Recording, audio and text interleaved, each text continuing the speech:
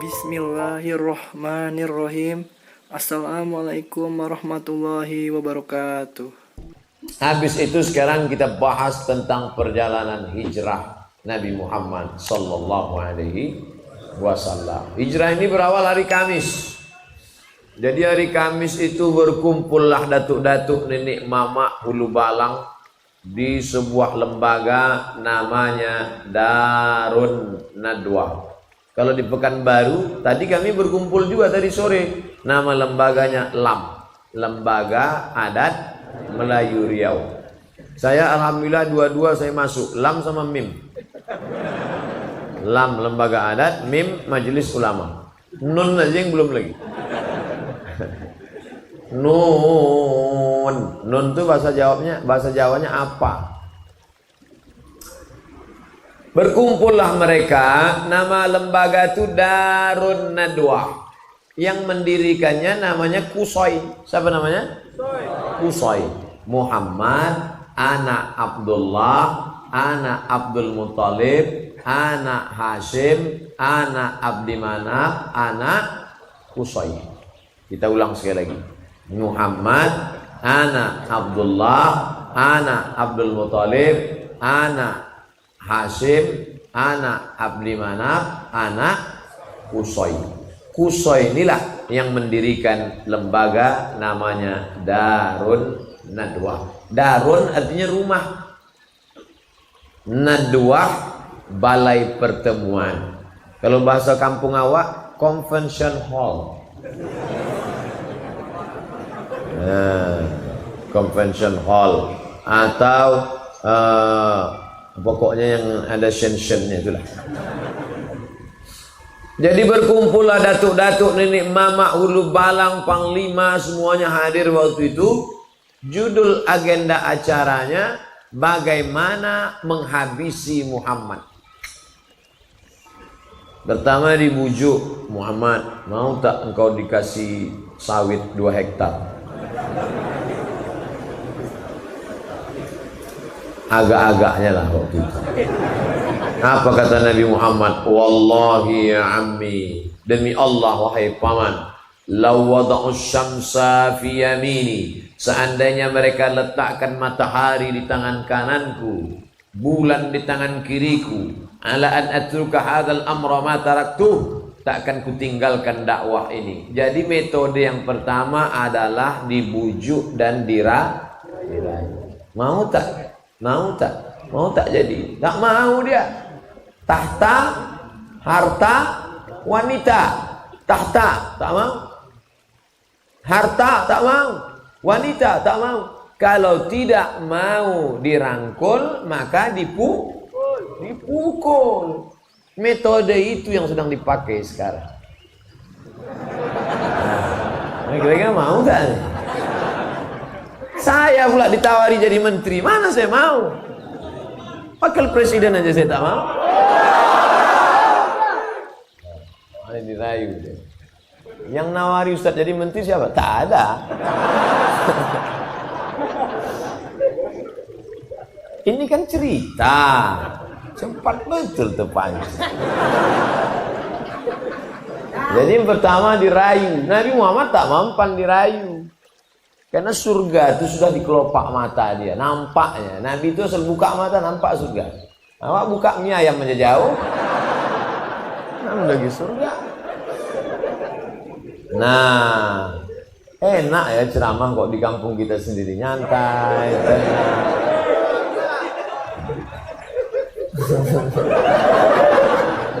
Nah, lalu kemudian tak mempan, maka ini mesti harus dihabisi. Ditambah lagi paman dia yang dihormati itu meninggal dunia. Namanya Abu Thalib. Orang segan mau membunuh dia karena paman dia Abu Thalib. Mana orang berani? Samalah macam saya di Pekanbaru. Mana berani orang musik saya? Itu anak buah Pak Ilyas Susti. Macam-macam nanti kalian tengoklah. Mana orang berani? Ceramah saya di Rokan Hulu, mana orang berani? Itu geng Pak Ahmad tuh. Begitu Pak Ahmad berhenti jadi bupati, dicoret nama kita.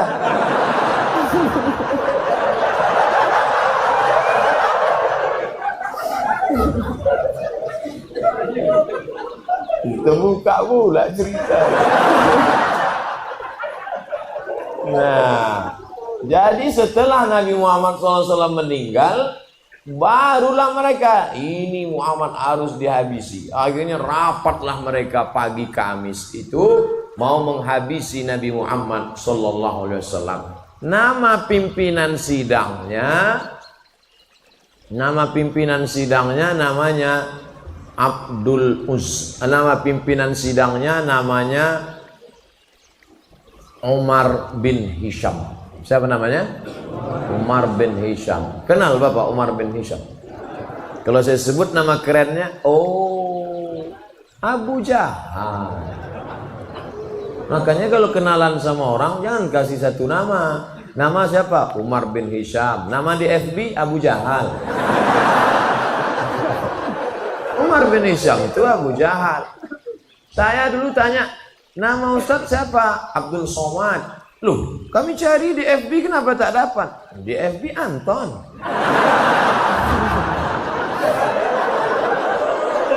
Nah, jadi nama kerennya Abu Jahal. Abu Jahal. Abu artinya bapak, Jahal bonga. Abu Jahal Pak Bonga. Namun enggak ada itu. Jadi Abu Jahal tadilah pimpinan sidang paripurna nih. Sidang paripurna. Kok bisa pula lah bonga jadi ketua sidang? Karena yang memilih itu goblok. Maka naik bonga. Yang tersinggung dengar ceramah saya. Karena beberapa orang yang tersinggung tuh 2-3 hari sudah tuh mati.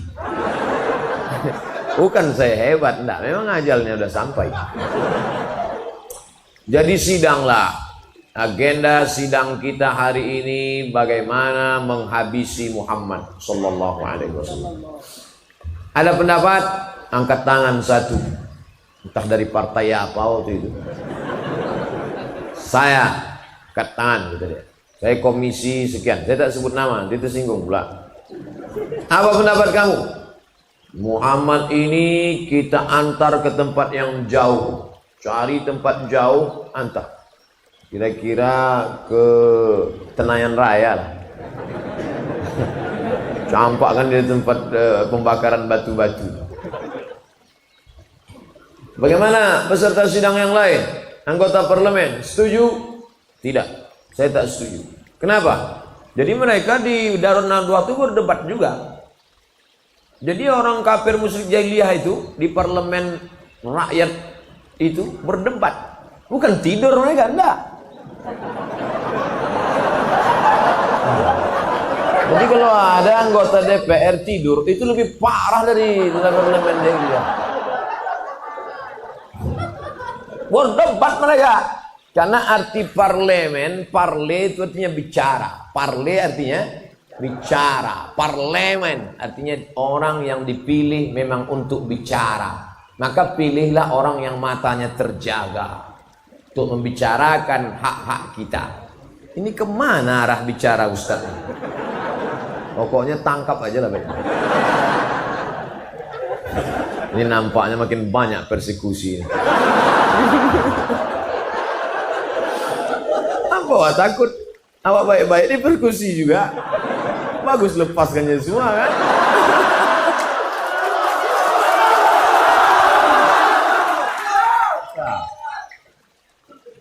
Udah itu tak setuju saya.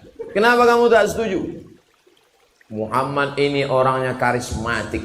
Kalau sampai kita campakkan dia ke tempat yang jauh itu, tiba-tiba di sana nanti pengikutnya banyak dan dia akan kembali ke Makkah dan kita akan mati dibunuh oleh pengikutnya.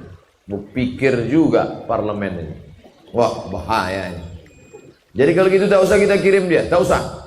Bahaya. Oke, ada peserta yang lain? Ada. Jadi otaknya bekerja mereka ini. Tak ada yang off otaknya. Kerja. Bagaimana menghabisi Muhammad? Pendapat satu tolak. Tak setuju ya? Tidak. Ada pendapat lain? Ada. Apa pendapat kamu? Pendapat saya begini. Kita buat kotak kayu, letakkan di samping Ka'bah, masukkan Muhammad ke dalam sallallahu alaihi wasallam. Masukkan dia ke dalam, jangan kasih makan, jangan kasih minum, biarkan dia kering di samping Ka'bah. Gimana? Ini modalnya kan lebih efisien, hemat biaya, mengatasi masalah tanpa masalah. Pegadaian syariah. Kata anggota parlemen yang lain, saya tak setuju. Kenapa? Karena jangan kalian sangka di samping Makkah ini tak ada pengikutnya. Pengikut dia banyak. Kalau sampai mereka melihat pemimpin karismatik mereka dibuat begini kering di samping Ka'bah, maka Makkah akan bergejolak, terjadi revolusi umat besar-besaran. Jadi kalau gitu pendapat pertama tolak, pendapat kedua tolak juga, tak bisa kita pakai, tidak. Akhirnya suasana sepi, kata pimpinan sidang, kalau gitu kita break dulu, kita mabuk-mabuk dulu sebentar.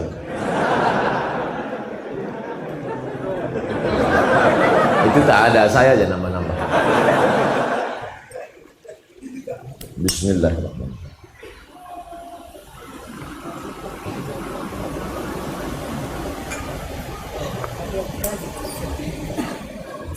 Ada pendapat yang lain? Ada. Siapa yang berpendapat? Pimpinan sidang Umar bin Hisham berpendapat. Apa pendapat kau Umar bin Hisham? Kalau kita antar ke tempat jauh nanti pengikutnya banyak, betul. Kalau kita kurung di Makkah nanti bergejolak, betul. Ini paling efisien. Gimana? Cari anak muda yang paling tegap badannya, kasih dia pedang paling panjang, masuk ke dalam kamar Muhammad malam-malam, bacok kepalanya. Selesai. Waktu itu sniper belum ada lagi. Sniper dari Jawa ya. Nanti kalau bapak tiba-tiba tengok Ustadz Somad hilang, berarti udah kena yang ketiga. Kirim satu orang, mati. Selesai. Oh, yang lain tak setuju. Saya tak setuju. Kenapa? Kamu tahu Muhammad itu siapa? Muhammad, anak Abdullah, anak Abdul Muttalib, anak Hashim, anak Abdi Manaf, anak Qusay, keturunan Kilab, Lu'ay, Fihir, cucu-cucu Adnan, mengalir darah Ismail anak Ibrahim alaihi salam. Kalau sampai cucu Ibrahim dibunuh, maka kabilah yang lain mengamuk. Akhirnya suasana rapat, deadlock. Voting tak ada waktu itu. Bingung mereka, gimana ini? Muncul ide. Orang yang jahat-jahat tuh idenya dari mana? Dari setan. Main otak setan, mindset otak setan. Ada aja idenya kalau untuk yang jahat-jahat. Yang baik-baik pula ngantuk.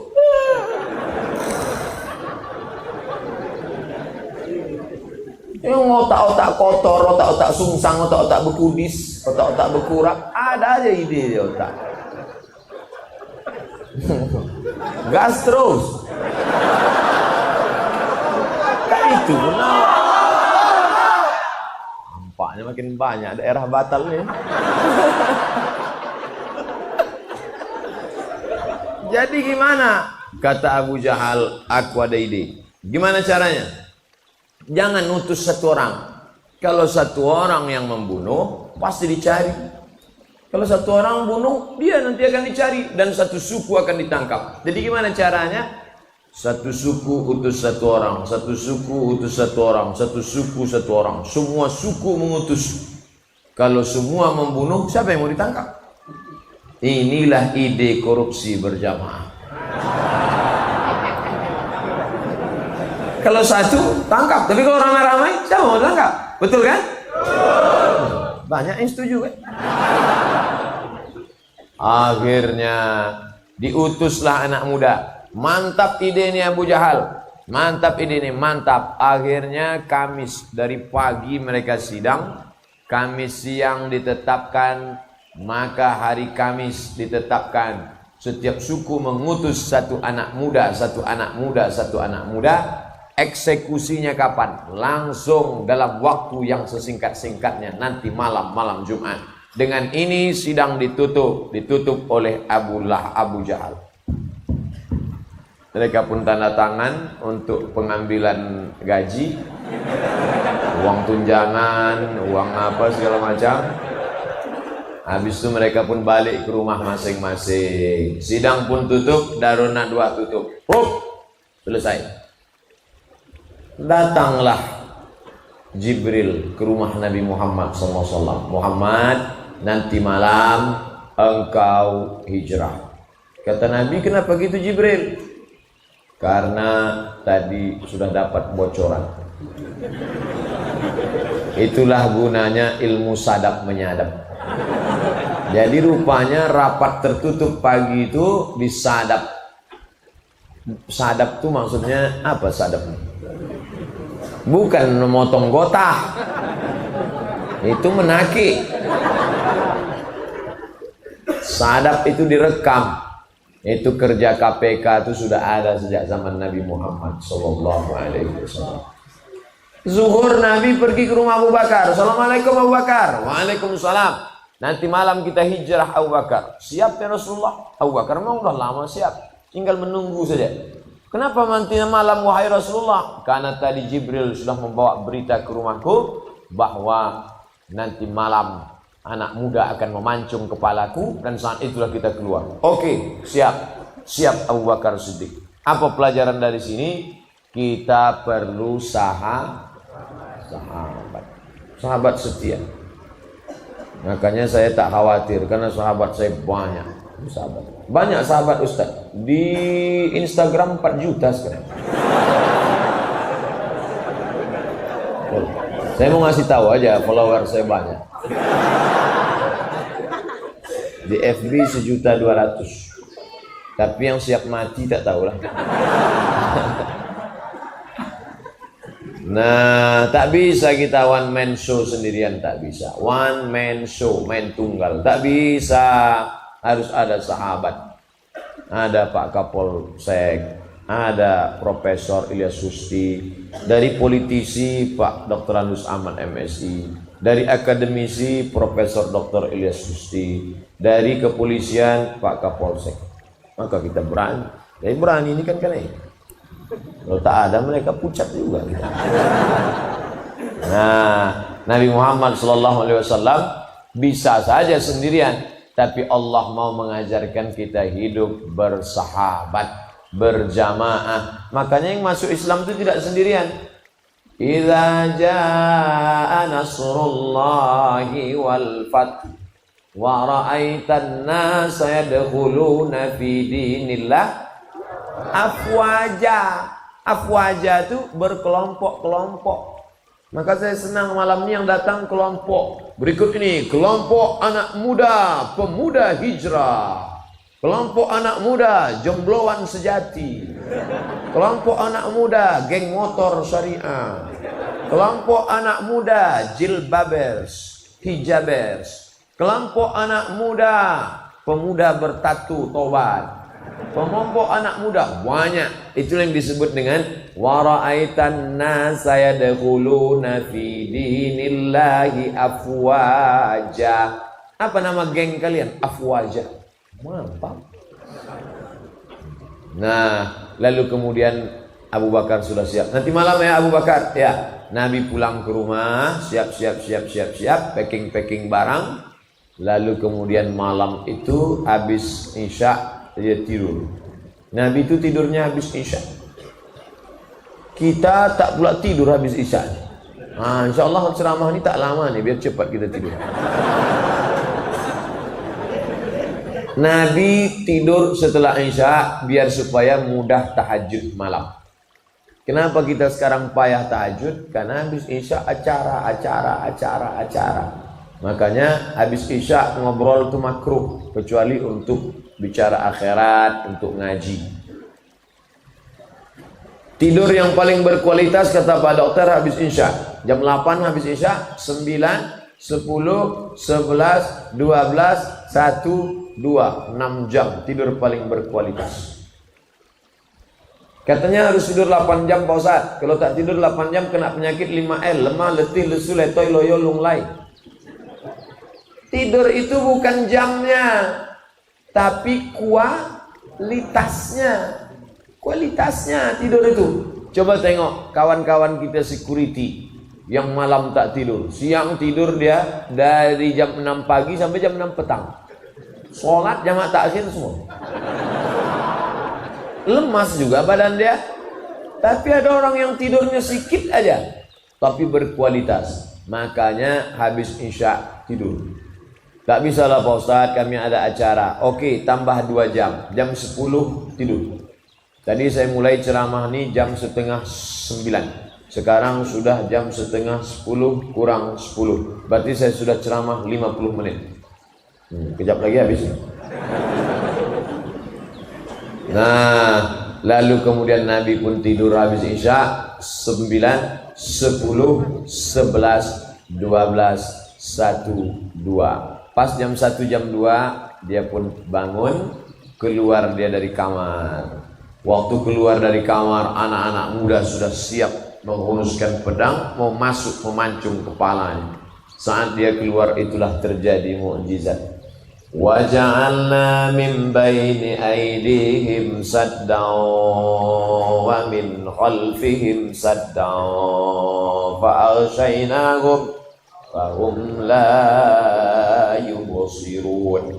Wa ja'alna min baini aydihim sadda, di depan mereka tembok, wa min khalfihim sadda, di belakang mereka tembok, fa aghshaynahum, kami tutup mata mereka, fahum la yubsirun, mereka tak bisa menengok Muhammad. Nabi buka pintu, Nabi lewat, mereka macam orang kena pukau. Dan dipoto pula. Mengangu, dilemparkan Nabi pasir ke kepala mereka. Nabi pergi, setelah Nabi pergi baru mereka terbangun, pegangnya kepala. Pasir. Masuk mereka ke dalam, mereka mau cincang tempat tidur Nabi. Buka dulu selimut, coba buka dulu. Begitu dibuka selimut, Sayyidina Ali. Ali, iya, Muhammad mana? Mana? Aku tahu, kata dia.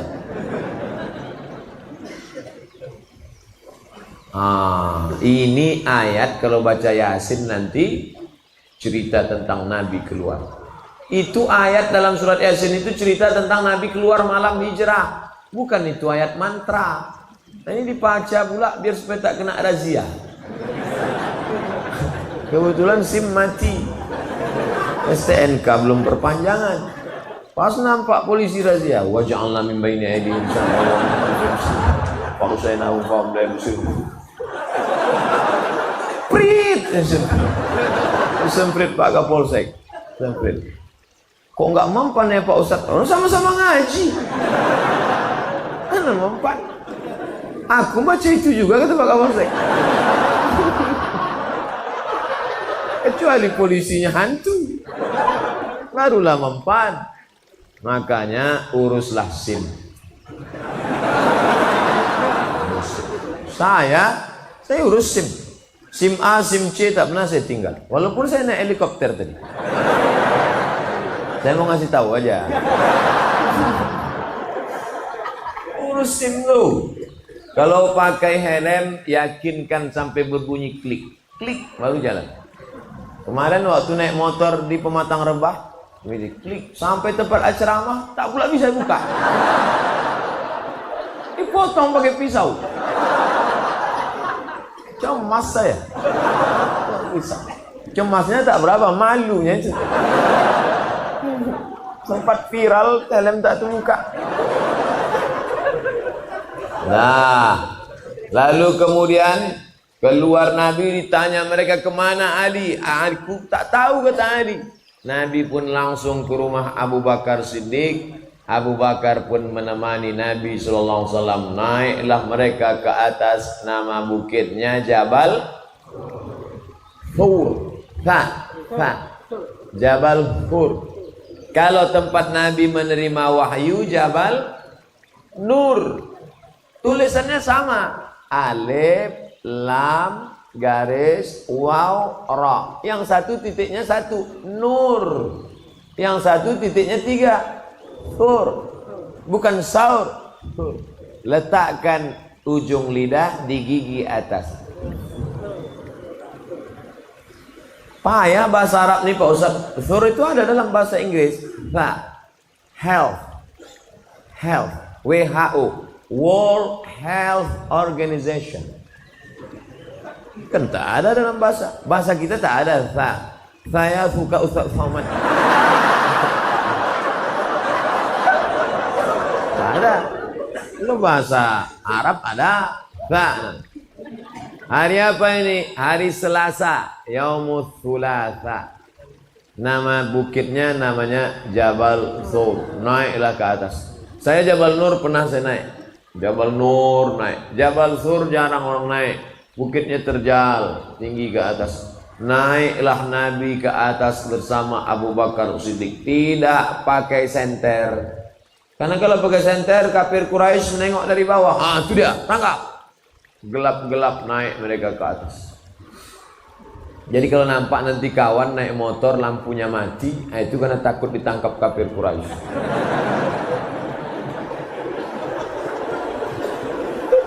Naik mereka ke atas. Tengah malam gelap, jam 2 malam, jam 3 malam. Sampai ke atas, Nabi udah mau masuk ke dalam Jabal Sur, ada gua kecil. Mau masuk Nabi ke dalam, ditahan Abu Bakar. Jangan ya Rasulullah. Kenapa kata Nabi? Mana tahu ada binatang berbisa di dalam. Biar aku cek dulu. Masuk Abu Bakar ke dalam. Dicek Abu Bakar, tengok tak ada ular, tak ada kalajengking bersih. Silakan masuk ya Rasulullah. Andailah kita sama Nabi malam itu. Andai saya lah sama Nabi waktu itu. Saya persilakan ya Rasulullah, silakan masuk dulu. Aku tak ada yang mengawal. Kalau engkau ada Jibril, Mikail, Israfil, Israel. Kalau aku siapa? Satpol PP pun tak ada.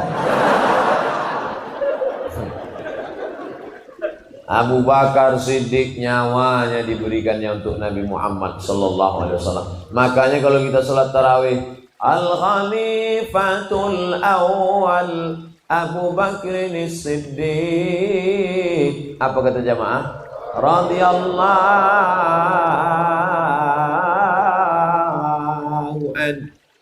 Belum pernah lagi protokol manggil saya. Berikut ini mari kita panggil Al-Mukarram Ustaz Abdul Somad. Tiba-tiba dijawab jamaah radhiyallahu an. Karena itu titel diberikan Allah karena perjuangan untuk Nabi Muhammad sallallahu alaihi wasallam. Setelah bersih, masuklah Nabi ke dalam. Abu Bakar bersandar ke dinding gua, batu, bukan macam kita tanah, bersandar dia. Jadi kalau ada nampak jamaah bersandar, itu bukan dia mengantuk, dia ingin mengenang bagaimana hijrah Muhammad. Supaya terasa. Tak boleh kita suuzon semua. Gimana Abu Bakar malam itu? Bersandar Abu Bakar, kaki Abu Bakar nih melonjor, memanjang, karena capek lelah berjalan. Datang Nabi Muhammad sallallahu alaihi wasallam meletakkan tengkuknya di atas paha Abu Bakar. Saya sama Umar yang bawa acara tadi akrab, lama sudah saya kenal. Waktu dia nikah saya tausiah. Tapi rasanya kalau dia duduk meletakkan ke paha dia segan pula. Nabi dengan Abu Bakar tak ada jarak. Diletakkannya tengkuknya ke paha Abu Bakar. Nabi pun tertidur. Tak lama Nabi tertidur, terbangun Nabi. Menetes air dari atas. Kata Nabi, gelap. Air apa nih Abu Bakar? Hujan tak mungkin, embun tak mungkin. Air apa nih Abu Bakar? Kata Abu Bakar, air mataku ya Rasulullah. Kenapa engkau menangis? Kakiku disengat binatang berbisa. Kakinya disengat binatang berbisa. Bapak ibu kalau mau tahu rasanya, balik dari sini, pergi ke tempat jual makanan ikan arwana. Beli lipan agak 3 biji. Nah, kalau mau merasakan bagaimana Abu Bakar malam. Kakinya bisa dia tahan, tak bergerak kakinya. Memangku kepala Nabi Muhammad SAW. Bisa tak bergerak? Andai kita lah yang mangku malam melompat. Mohon maaf ya Rasulullah, tak tertahan gila-gila. Abu Bakar kaki bisa ditahan. Tak bergerak kakinya, disengat binatang itu tak bisa ditahankannya. Tapi ada satu yang tak bisa ditahannya, air mata tak bisa. Tak bisa ditahan. Makanya kadang kita tengok anak-anak muda di kantin kampus tuh menangis, menengok lontong. Kau nangis kenapa? Galau Pak Ustaz. SMS nggak dibalas, telepon nggak diangkat. Pret. Mental kerupuk. Baru menghadapi itu, gimana mau melawan Israel? Maulah pakai pampers. Oh gitulah Abu Bakar Siddiq menahankan sengatan. Satu yang tak bisa ditahan, air mata. Tapi sekarang ada ibu-ibu yang bisa menahan air mata. Waktu meninggal lakinya tak nangis deh. Tanya, ibu tak nangis? Tidak Pak Ustaz. Kenapa? Udah lama aku tunggu.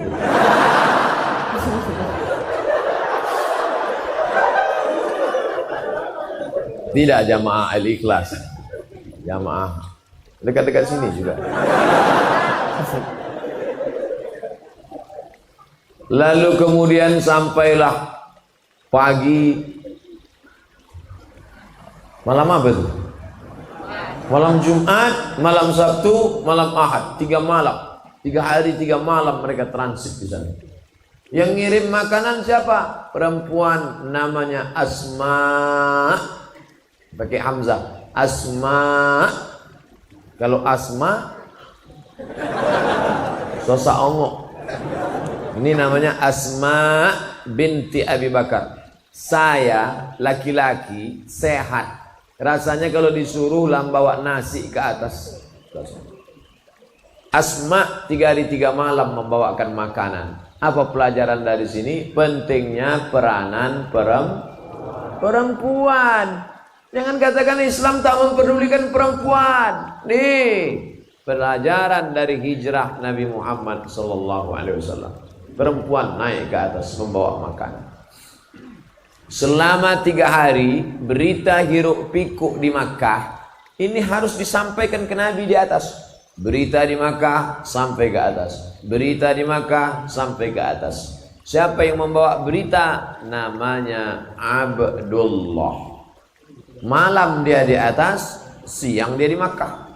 Dengar berita, naik ke atas. Apa makna pelajaran dari sini? Pentingnya update status.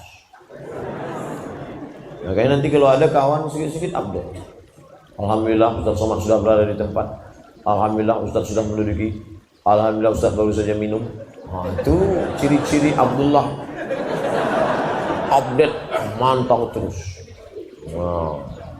Itu juga kalau ada kawan-kawan mengambil gambar, itu termasuk ciri-ciri Abdullah yang mengambil. Allahu Akbar. Dah, yang mengantar makanan Abdullah. Asma yang membawa berita Abdullah. Yang menemani di gua Abu Bakar. Yang menempati tempat tidur Nabi Ali bin Abi Thalib. Ada pula yang pura-pura mengembala kambing di bawah untuk ngasih kode ke atas. Kalau tiba-tiba nanti datang kafir Quraisy, namanya Amir bin Fuhairah. Inilah yang dikenal sekarang dengan istilah job description, pembagian kerja. Nah, jadi adik-adik yang buat komunitas harus bagi kerja. Acara malam ini terwujud sedemikian orang banyak. Ini kan karena ada job description. Ada yang ngirim WA aja ke saya. Hadirlah tapi malam ini tak datang. Kau kemana? Aku ngirim aja gitu. Pahala udah dapat gitu. Ini pun berkurap juga otaknya. Kita itu kalau mengajak orang, kita berbuat. Jangan nyuruh orang datang. Hadirlah tabligh akbar, hadirlah tabligh akbar. Kau tak datang, aku dapat pahalanya aja lah. 3 hari 3 malam di dalam. Kenapa mesti 3 hari 3 malam? Menunggu suasana. Inilah yang disebut dengan strategik. Strategi. Bahasa Arabnya siasah. Bahasa kitanya siasat. Jadi jangan kalian bayangkan Nabi keluar rumah, langkah kaki, bismillahirrahmanirrahim, la haula wala quwata illa billah, apa yang terjadi terjadilah. Kan begitu. Itu namanya pasrah tapi tak rela. Nabi penuh dengan matang pembagian tugas kerja. Ali, kau tidur di tempat tidur aku. Abu Bakar, kau menemani aku di atas. Asma, bawa makanan. Abdullah, update berita. Amir bin Khairah, engkau pura-pura mengembala kambing. Malam Jumat, malam Sabtu, malam Ahad, mengkecoh musuh sehingga musuh kehilangan. Wah, hilang nih. Mana dia? Mana dia? Dia masih ada di lokasi, menunggu dulu. Karena kalau langsung berangkat ditangkap lah. Strategi. Nabi itu penuh dengan intelijensia. Ada bukunya, Intelijensia Nabi Muhammad Sallallahu Alaihi Wasallam. Maka anak-anak muda harus belajar ini dari sejarah perjalanan hijrah. Malam Jumat, malam Sabtu, malam Ahad. Hari Ahad, malam Senin, baru mereka bertolak. Tapi yang tahu jalan itu tak banyak. Kalau ditempuh jalan biasa, keluar dari jalan ikhlas, masuk jalan nangka, habislah. Cari yang tahu gang-gang kecil, yang kira-kira tak kena razia. Yang tahu jalan itu seorang bernama Abdullah bin Uraiqid. Ingat namanya, Abdullah bin Uraiqid, pakai qaf sama ta. Uraiqid.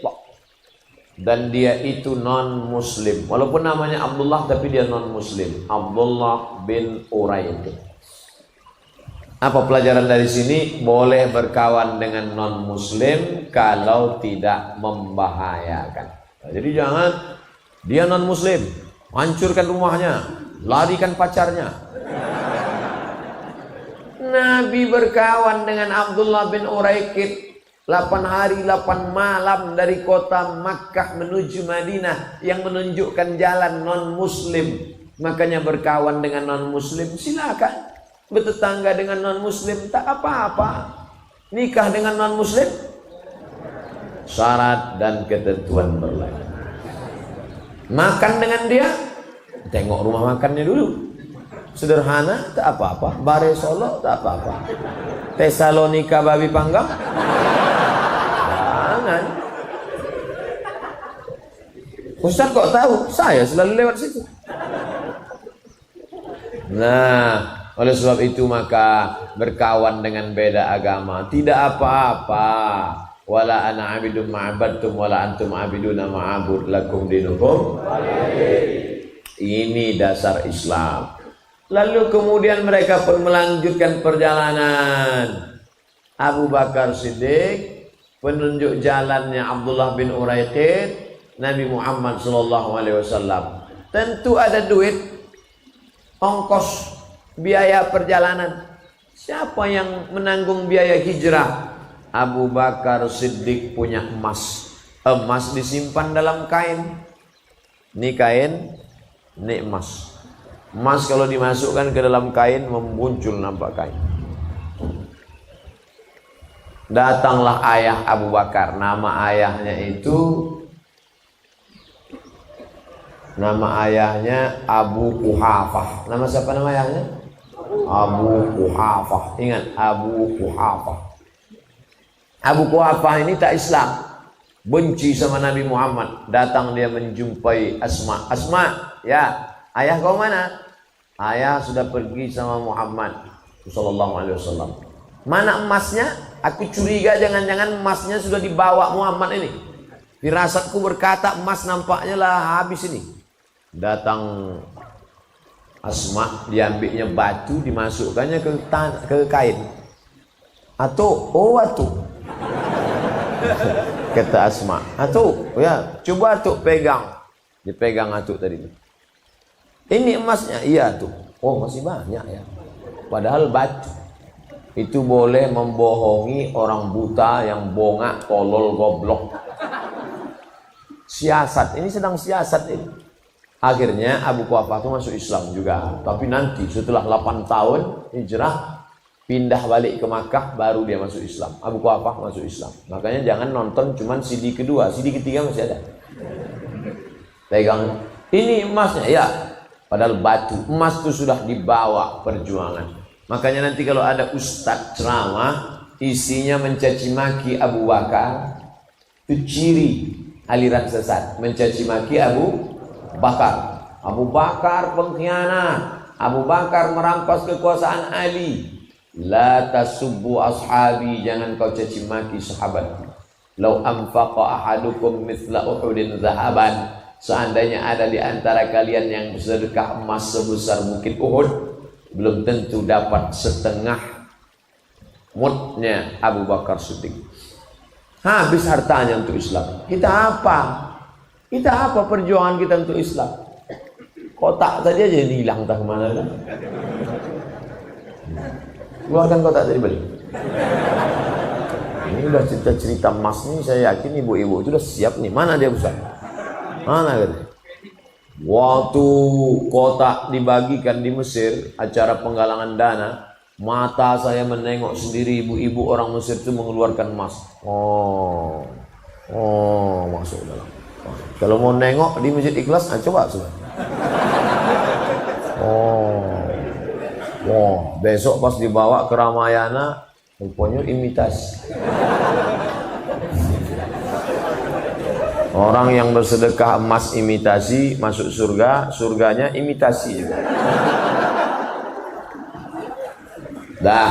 Lalu kemudian mereka pun melanjutkan perjalanan. Sampai di tengah perjalanan, tiba-tiba nampak abu. Bahasa Indonesianya apa tuh? Debu, abu. Ya Rasulullah, ya. Aduh, abu ya Rasulullah. Ada debu ya Rasulullah. Ditengok Rasulullah. Oh, ada orang mengejar kita. Karena orang kalau naik kuda kencang, itu debunya naik ke atas. Ada orang mengejar. Rupanya yang mengejar itu namanya Suraqah. Pakai kok, Suraqah. Sampai ke kampung kita serakah.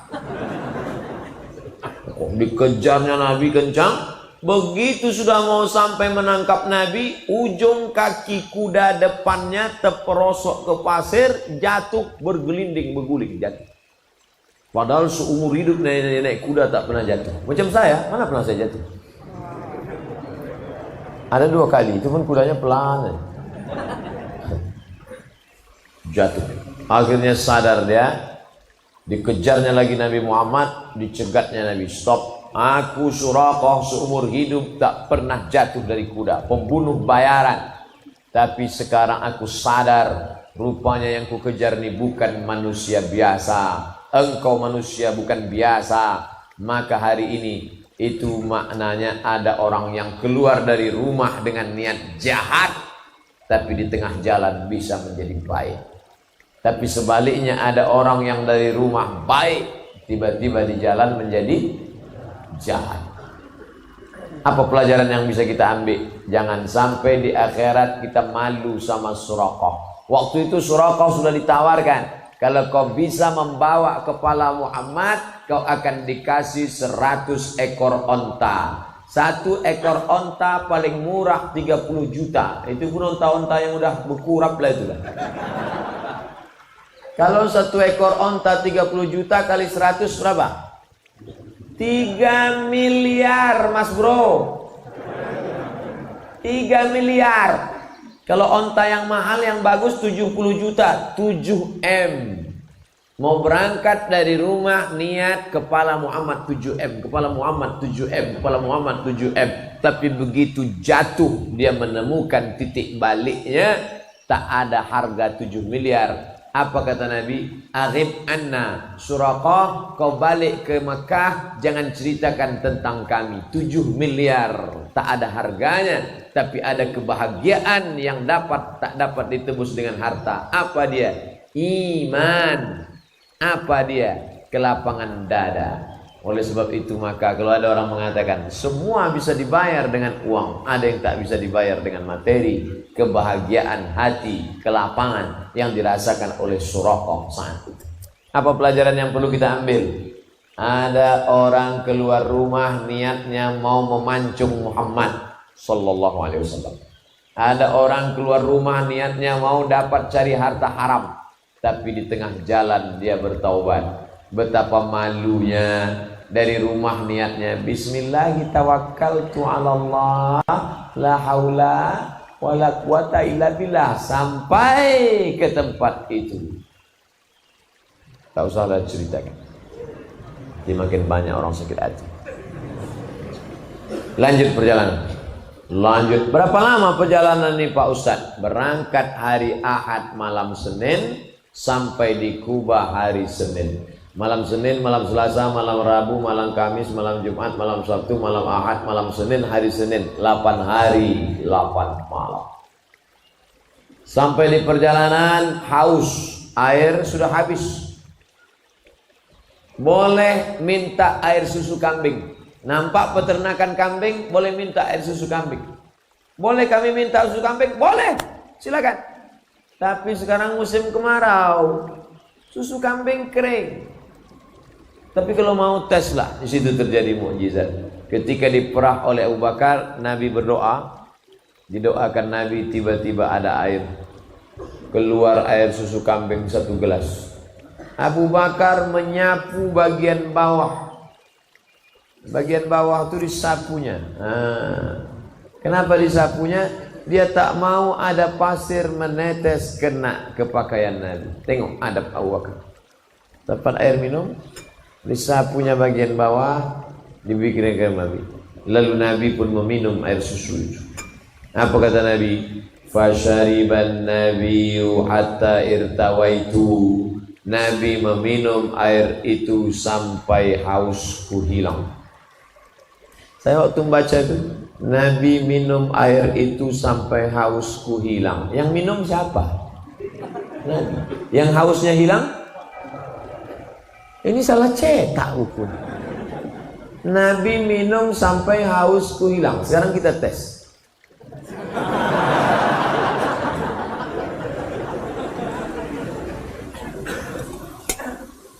Keluar status, melihat Ustadz minum hausku menjadi-jadi. Abu Bakar sudah sampai pada tingkat merasakan tenggorokan Muhammad sallallahu alaihi wasallam. Air susu lalu di tenggorokan siapa? Tenggorokan Muhammad. Tapi yang lega tenggorokan siapa? Kalau sampai ke tingkat itu, itulah ukhuwah. Tapi jangan dibalik. Banyak juga sekarang anak muda tak nikah. Kau kenapa tak nikah? Nengok kau nikah, aku sudah terasa nikah. Mendengar dan oleh sebab itu maka inilah puncak daripada ada orang sekedar simpati. Kasihannya Abu Bakar sudah sampai pada tingkat di atas simpati. XL tuh Pak Ustaz. Empati. Merasakan perasaan kawan. Inilah yang dikenal dengan tenggang rasa, tepos liro. Puncak daripada cinta, puncak daripada ukhuwah Islamiyah, puncak daripada persaudaraan adalah merasakan perasaan orang lain. Maka kita paham hijrah itu kenapa tidak kun payakun. Padahal kalau mau ngapain 8 hari 8 malam. Minal masjidil harami ilal masjidil aqsa. Naik lagi ke Sidratul Muntaha. Tak sampai semalam selesai. Innama amruhu iza arada syai'an ayakula lahu kun. Kenapa perjalanan ini 8 hari 8 malam? Dengan berjalan kita kenal dengan orang. Kau kenal dengan si fulan? Kenal. Pernah kau jumpa? Enggak, kau belum kenal. Kau kenal dengan si fulan? Kenal. Pernah kau salaman sama dia? Belum, kau belum kenal. Kau kenal dengan si fulan? Kenal. Pernah kau seperjalanan sama dia? Tidak, belum kenal. Berjalan sama orang, barulah sadar kita. Selama ini dia nampaknya sabar, berwibawa. Rupanya perut kenyang. Waktu lapar, nampak musang berbulu harimau. Bapak Ibu yang dimuliakan Allah Subhanahu wa ta'ala. Makanya kalau mau kenalan sama orang, banyak perjalanan. Saya ingin berkenalan dengan anak-anak muda ini. Nanti sampai masanya kita akan sama-sama berjalan touring kita nanti. Barulah kita kenal. Baru tahu kawan mana lawan ketika busi mati. Barulah tahu. Ya, nengok mati ya, iya. Dan tapi ada kawan yang masya Allah mati ya, iya. kasihnya mancis nih. Bakar aja.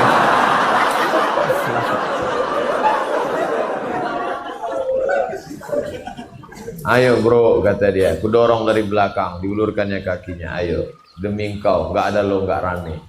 Gitu. Tapi jangan lama-lama pula, kata dia. Nah, akhirnya singkat cerita, sampailah mereka disambut dengan tala'al badru alaina min saniyatil wada' wajaba syukru alaina mada'anillahi da'.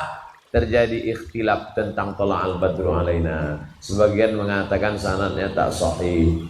Mau sahih tak sahih, yang jelas bahwa ada kebahagiaan menyambut kedatangan Nabi Muhammad sallallahu alaihi.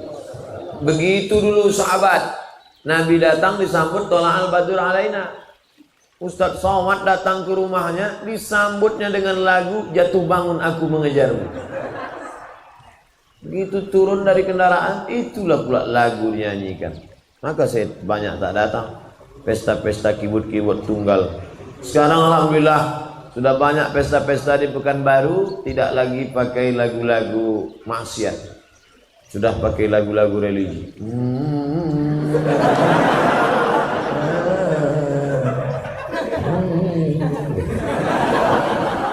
Tengok suaranya mantap, tengok bekumis. Jadilah ibu-ibu yang mau pakai rebana bagus, tapi jangan pula ada acara nikah dinyanyikan lagu Bila Israel datang menangislah kedua mempelai di atas. Sesuaikanlah sama lagu bahagia, lagu Barakallahu lakuma wa baraka alaikuma. Barulah ini enggak lagu No Woman No Cry. No Woman No Cry. Yang menyanyi tak paham, yang mendengar tak paham. Sama-sama mengangguk. Tak apa diangguk kan? Sampai di Kuba hari Senin, menginap sampai malam Selasa, malam Rabu, malam Kamis, malam Jumat. Selama 4 malam berdiri satu masjid. Itulah dia Masjid Kuba. Bukan Fidel Castro. Kuba pakai kop, bukan Kuba. Kuba cerutu. Masjid Kuba. Siapa yang sholat di Masjid Kuba sama dengan umroh. Iya Pak Ustadz, iya, menyesal kami Ustadz, kemarin di Masjid Kuba tak sholat. Jadi apa? Ambil selfie. Tak sholat sunat di Masjid Kuba. 4 hari 4 malam berdiri satu masjid. Tanya Profesor Ilyas Lusti bagaimana sulitnya mendirikan masjid. Ikhlas. Tanya Pak Dr. Andus Haji Ahmad MSI bagaimana susahnya dulu mendirikan Masjid Islamic Center Pasir Pengarayan Rokan Hulu.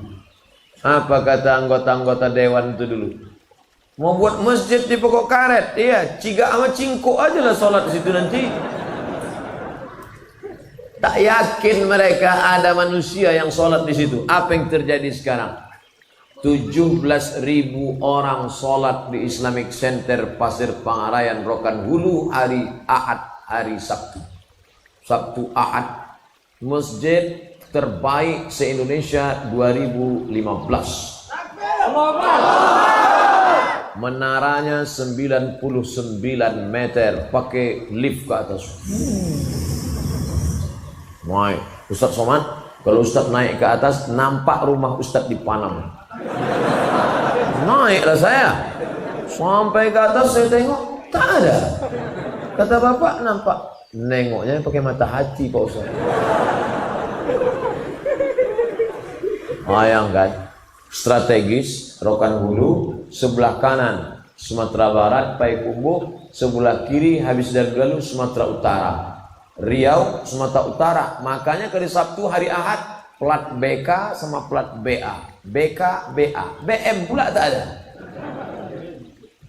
Bayangkan tuh hebatnya. Masjid. Makanya membangun peradaban berawal dari masjid. Karena Nabi bangun masjid pertama. Makkah, Masjidil Haram. Madinah, Masjid Nabawi. Palestina, Masjidil Aqsa. Makanya mencari menantu juga cari yang selalu ke masjid. Ibu-ibu di belakang, jangan cari menantu yang karaoke, diskotik. Kasihan anak gadis kita, macam tidur sama babi hutan. Carilah masjid ikhlasnya. Tengok banyak yang ganteng-ganteng, yang lajang-lajang. Cari ibu, kalau bisa ibu cari yang berdiri-berdiri. Itu tahan uji itu.